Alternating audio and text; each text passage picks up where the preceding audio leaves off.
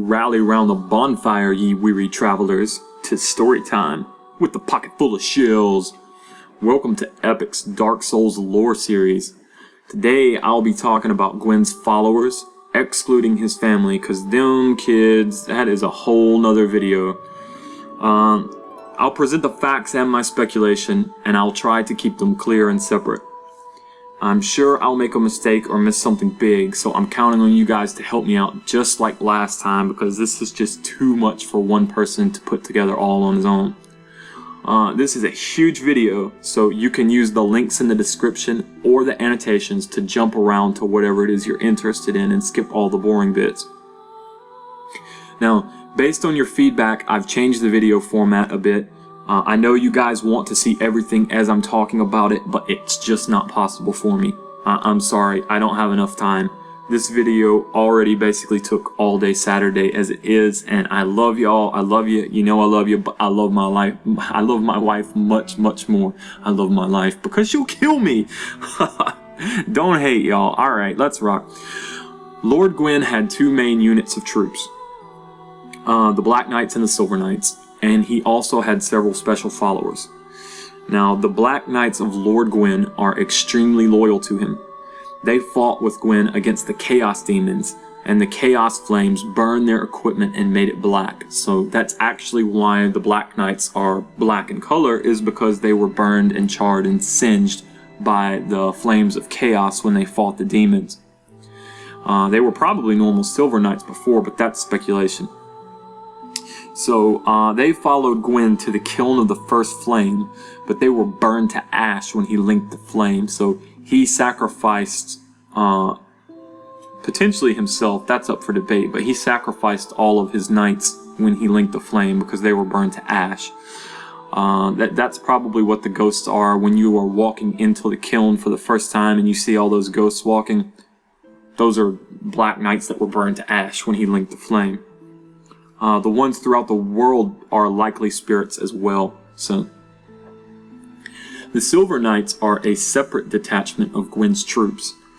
When Gwyn left to link the flame, the Silver Knights remained in Orlando to defend the goddess Guinevere.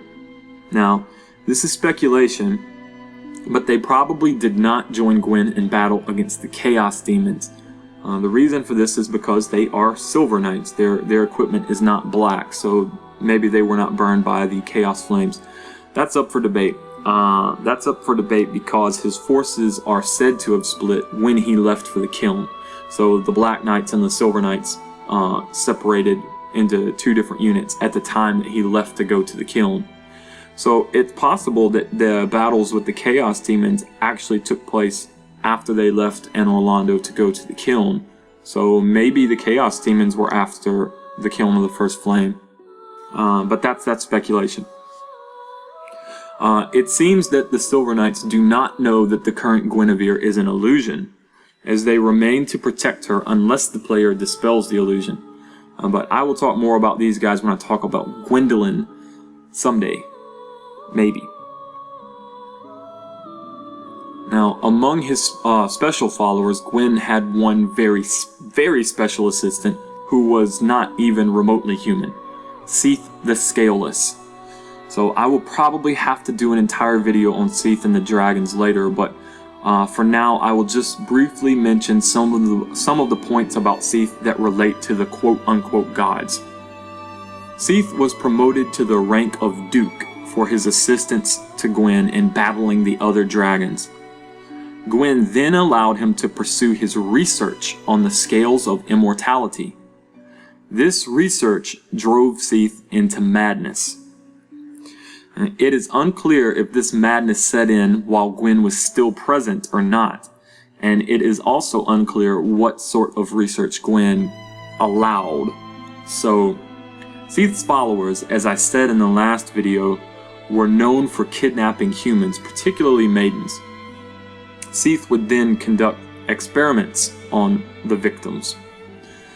Now, there are several special enemies in the Duke's archives that weep and cry and never attack. If you kill them, you find miracles that were granted to Guinevere's handmaidens. So, it is heavily suggested that Seath has kidnapped and experimented on Guinevere's followers and turned them into monsters. Furthermore, many players speculate that Seath is Priscilla's father. Priscilla is the crossbreed from the Painted World. The reason given is that Priscilla is a dragon half-breed. A lot of players further speculate that Guinevere is Priscilla's mother. Now, to be honest, there isn't much evidence that directly suggests this. One of the main reasons cited for such a pairing is the size compatibility between a dragon and Miss Big Boobs Guinevere. This isn't very convincing to me, and this is why. We don't know that the real Guinevere is that large in the first place, and we also don't know that there aren't other females the same size. We also don't know that Seath didn't do some test tube baby making.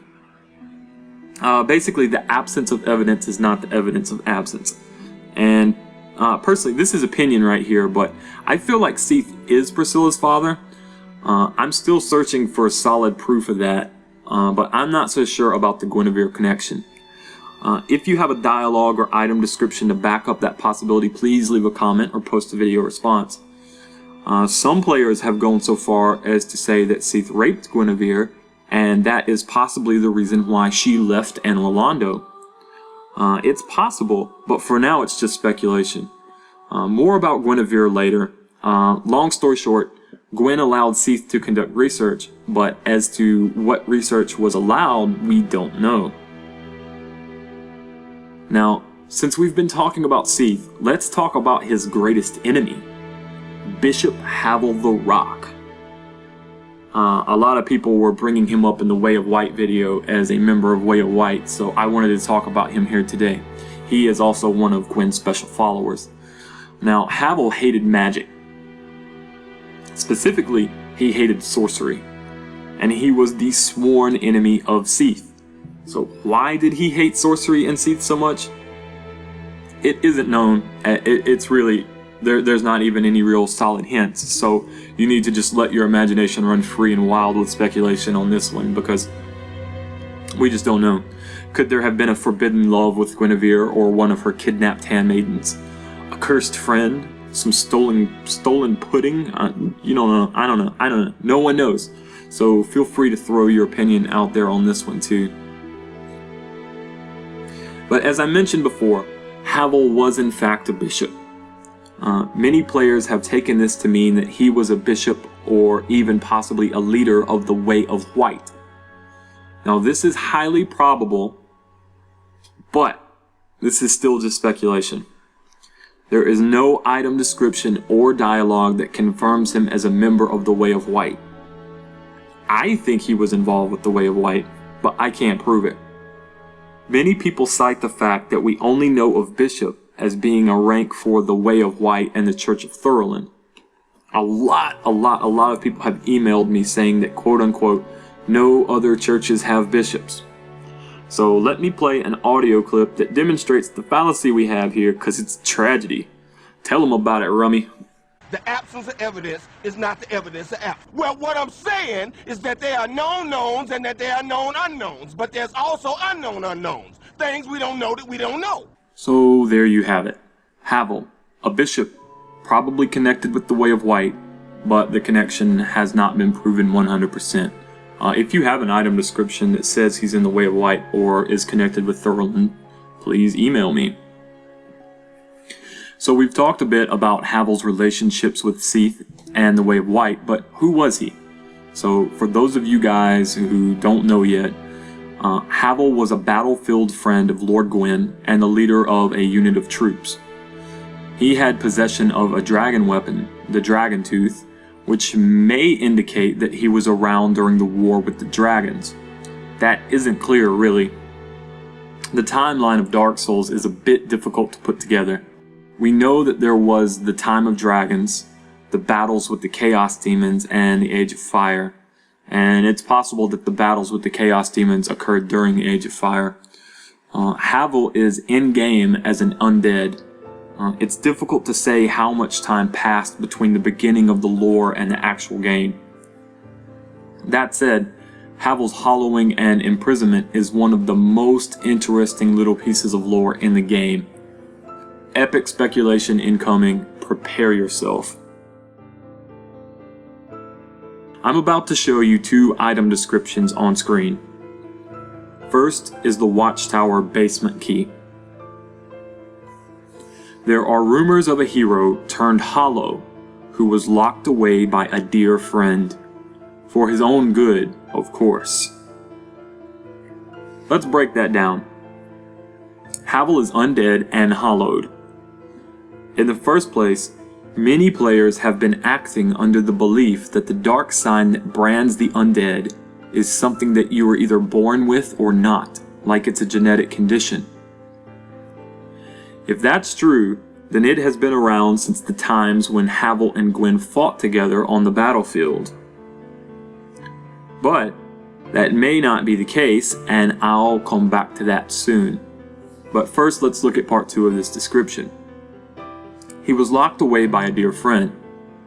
Who is the dear friend? Now, many people have assumed Gwyn, but that's not 100% clear.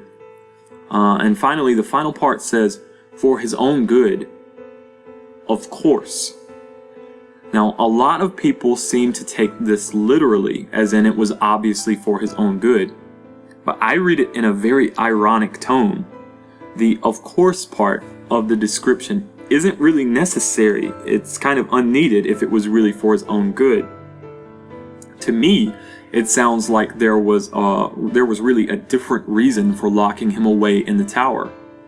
It's for your own good. Of course, it's for your own good. I'm not buying it. I'm not buying it at all. So check out this next item description. This is where shit gets crazy for me for real. The sewer chamber key. In any community, a few bad apples are sure to exhibit insatiable greed. If they were turned undead and banished to the depths, would they reconsider their ways? That's right. Turned undead. If they were turned undead. Is your mind blown? Because mine fucking is. The description of this item really makes it sound like humans can be intentionally turned undead. Now, I'm just gonna leave it at that for now and let you guys tell me what you think. There are a couple of different ways to read it. The difficult part to get a good read on is the if they were turned undead part. It seems to imply that humans can be caused to change into undead, but there are other interpretations. I mean, the meaning could simply be if they turned undead. I don't know. I no longer have my Japanese copy of the game because I gave it to a friend, so I can't check the Japanese. I did dig around online a bit, but I did not find the Japanese description. If you want to search, Geisui Heia no Kagi is the item you are looking for. Good luck. I eagerly await your speculation in the comments and responses to this video. I'll put the kanji in the description so you can just copy pasta it into Google and have a look for yourself, but most of the hits I got were discussions of how to get the key and where to use it. And please do not send me emails asking me to translate shit for you. I'm sorry guys, that is really annoying because I get so many emails, people like, if you could just translate this. Just please don't ask. Please don't ask. I don't have time to do my own shit, so I don't know. If only I still had my copy. It's really irritating. By the way, I called and talked to my friend and asked him to tell me the description, but he can't beat Capra Demon, so he doesn't have it. Oh my god, yes, Japanese gamers are human too.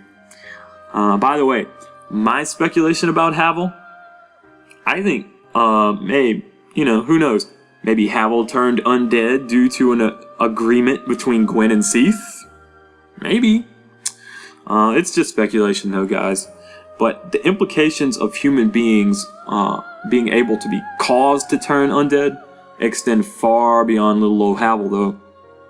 This is potentially a key piece of lore. Line spoken by Kath, where he speaks of the shackles placed upon your brethren, in reference to the need undead have for humanity, come to mind. I always thought placed seemed to be a strange word in that sentence, but anyway, have fun with that one. I'm moving on. In addition to his regular troops, Seath and Havel's unit, Gwyn also had 4 named knights. Each one had a special ring. Ornstein the Dragon Slayer is fought in-game. He has the Leo ring. He and his special friend, Smo the Executioner, are the last enemies you face before meeting the illusion of Guinevere and getting the Lord Vessel. Some players seem to be under the impression that they are holding Guinevere prisoner, but I never really got that impression at all. I think they are serving as her guards and as a final test to determine if you are the chosen undead to receive the Lord Vessel. As such, you could associate them with the Princess Guard Covenant. In fact, if you download the dynamic theme for the Princess Guard Covenant, you will find that Ornstein makes an appearance. He visits the illusion of Guinevere in her chambers. But that's lore from outside the game, so take it as you will. The big question is whether or not that they know Guinevere is an illusion, or if they are being deceived by Gwendolyn. And maybe more on that in a future video if this series continues. The next of Gwyn's named knights is Hawkeye Go, or Gaug, or Goog, or however you want to say it. I say Go. We don't know much about him except that he was the leader of the Great Archers, and he was rivaled as an archer by Ferris. And here comes some more interesting lore. Go, and possibly the other named knights like Ornstein, weren't really normal humans. The description of Ferris's hat says that even though he, Ferris, was human, he ranked alongside Hawkeye Go. So even though Ferris was human, he ranked alongside Hawkeye Go. That pretty much means Go is not human, and implies that the other knights are not human as well. So what are they? Gods? Demigods? Demons? I'm looking forward to your emails, comments, and messages. CBS cares. Go's ring, by the way, is the Hawk ring. Kieran. Now, Kieran is basically the knight that we know the least about. She was known as Lord Blade Kieran, and she was a dagger user, possibly an assassin. Her ring is the Hornet ring. Oh, what's that? Her? She? Yeah, that's right. It was lost in the English translation, but the Japanese description says Kanojo no. So in English, that's her. Yep, Kieran was female. And her ring is found where? On the grave of Artorias, one of the other knights. Speculate. Go.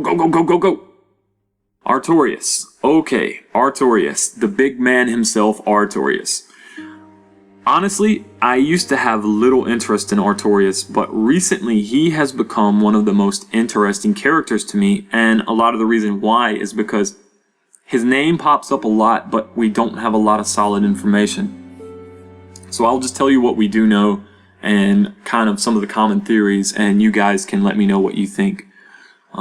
His ring was the Ring of the Wolf, and he was known for having an unbendable will and using a greatsword. You know, the one that Sif tries to kick your fucking ass with. He made a covenant with the beasts of the abyss in order to hunt the dark wraiths. No one really knows what became of him, but there is a cursed version of his sword indicating that he may have fallen victim to the dangers of the abyss. So, speaking of Artorias and the abyss, let's just put on our speculating hats here. Game Breaker and Legendary fans, get out the tinfoil, and I know you guys got it. Fred Bob shaking his head no somewhere.